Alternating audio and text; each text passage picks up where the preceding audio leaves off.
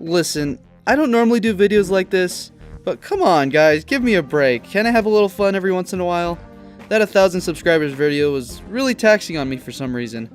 And I just want to do something casual and fun, so don't worry, I got a bigger, fully animated video in the works. But this should fill the air until I complete that, so here we go. So recently I was talking with my family about memories of Christmases past, and I brought up one instance from when I must have been around 9 years old. I confessed that I had been snooping through my parents' closet to see what they had bought me for the upcoming Christmas, and I saw a highly coveted toy from when I was that age. And I recollected that I had never seen it since, nor had I or any of my siblings ever received that gift. And my dad went to his room and returned, tossing me this. But oh no, this wasn't just a toy. It was also a game! That's right, folks. Ub Funkeys. Before Skylanders, before Disney Infinity, before freaking Amiibo, there was this one OG game where you bought the toys, and then the toys became part of the game. Will you be funky? Unlock a whole new world of games and adventures with Ub Funkeys. You can explore funky worlds, play funky games. Each funky is a key that unlocks new worlds. The more funkies you get, the more worlds to discover. Use funky coins to buy cool stuff and show off your crib. But all is not peaceful in Funkyland. Henchmen are robbing the funkies. You can help defeat them and the evil master locks. If you be funky. Ub Funkeys starter kit comes with CD-ROM and 2 figures. Works with your PC. Other figures each sold. That's it, take all my money, take it all. I only had $3 for this shot. When can I die? Here's how it worked. The game had different zones, like hell, space, underwater, China? Anyway, each zone could only be accessed by 4 certain funkies. Get it? Fun keys? Oh, I get it. That's pretty clever. So in order to go to a zone, you had to go buy one of those funkies. Each funky of a zone had their own clubhouse in which you could play their minigame, which most of the time was just a game you've played before. Bowling, Breakout, Candy Crush, I think this was a Neopets game, Skee-Ball, Space Invaders, Mini Golf, Stop the spiders from getting into your soup? This doesn't seem that hard. Oh no, stop! No! Get out of there! Don't get webs in my soup, that's gross! No! This game you scare the fish to get them to vomit up pearls. That's not how fish work. True terror. You had to have the funky to go into their corresponding clubhouse.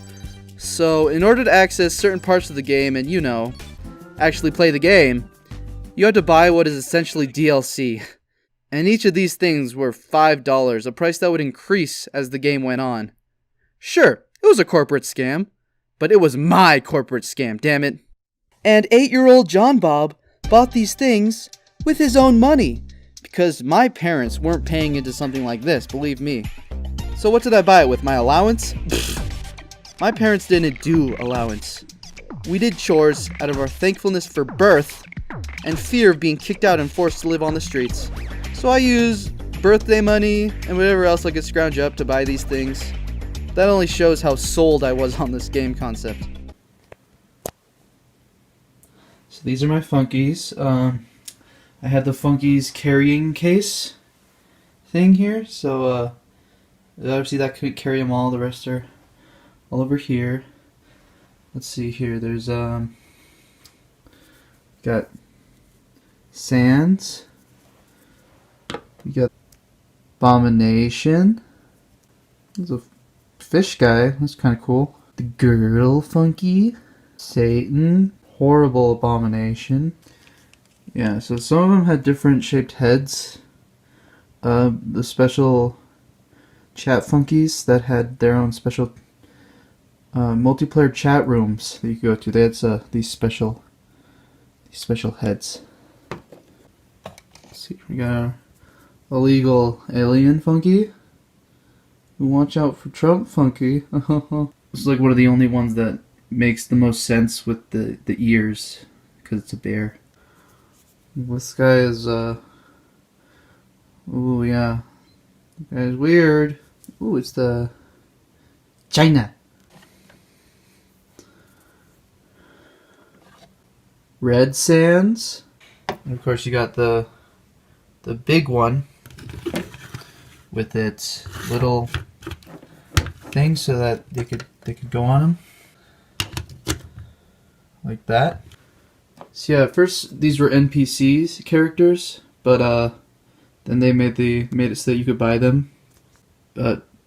Island tribe of midgets, still the same feet so that they can fit on the still fit on the thingy. Here's the chieftain of the midgets. A Wendy's Funky bobblehead, because they had a toy deal with Wendy's. Sold those in their kids' meals. So yeah, we even had a few unopened ones. That's kind of cool, mint condition. Now that one's pretty ugly. So yeah.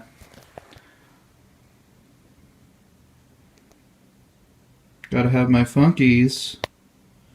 So each Funky is pretty much the exact same base shape with a different skin.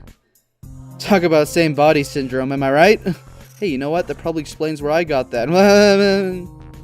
Actually, the entire game seemed to have aspects that were based around taking one thing and retexturing it over and over again, which seems a little artistically bankrupt looking back. The characters, the clubhouse interiors, some of the store items. But hey, I loved the aesthetic and art of the game. The maps and buildings here are artistic masterpieces. It all has a blend of 3D and 2D. That just really works for me. Like, look at this! This gives me the art feelies inside. Oh, and the music was sublime. Like, what is this? A new Fortnite default dance song?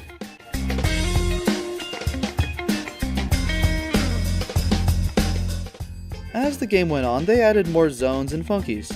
There was the Funkiki Island update, Dream State, Hidden Realm, and a tie-in with that Speed Racer movie, oddly enough. Like, they funkified the characters from that movie and everything. This is Snake Oiler from the movie. It was kind of weird, but I don't know, I was jiving with it. And the racing games were actually kind of fun. The weird cartoony atmosphere of that movie really meshes with this game well. All of this is only a fraction of what the game had to offer. If I sat here and talked about every aspect of the game, it would take a much longer video to complete. And I'm sure you're tired of hearing some nerd gushing about his favorite childhood game. But hey, I think this weird, cash-guzzling toy game experience really had an impact on me as an artist to some extent. Its storytelling, its world building, its charm and atmosphere, it's all something I hope to emulate in my own creations. So, whatever happened to this game? Why aren't kids still playing it today? Well, after a few years of being around, the game shut down. As it ran its course, it really seemed like they were trying to look for new ways to get money. They would package certain Funkies into double packs, so you had to buy one you already had in order to get the new one. They raised the price of the individual Funkies, like I said, and they even added an in-game currency that you had to pay for. But in the end, it was all for naught.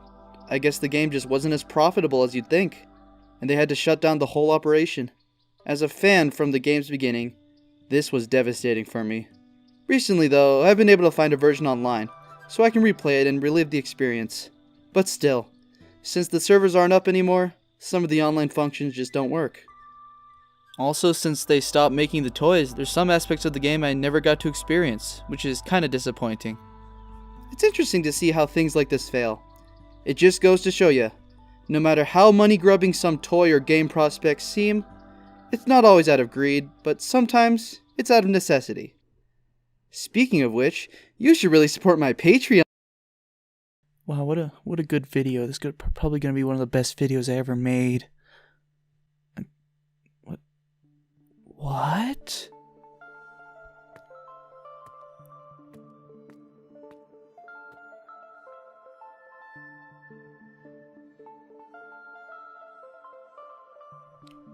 That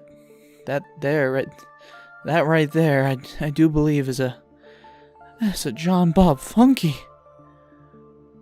That's a John Bob Funky right there.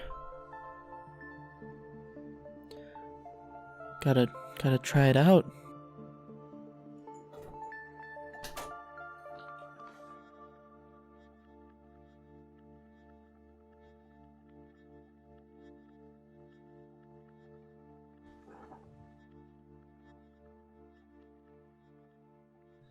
So I wonder what happens when... I wonder if it works.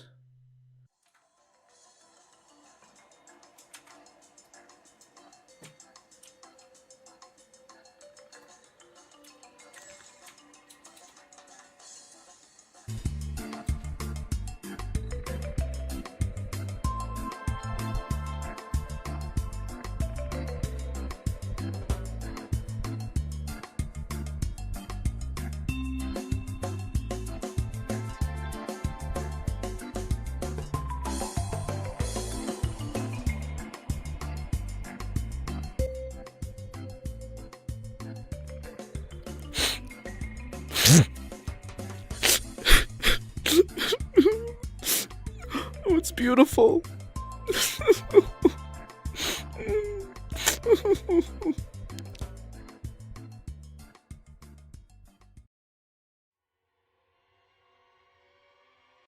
Thanks for watching, you beautiful people.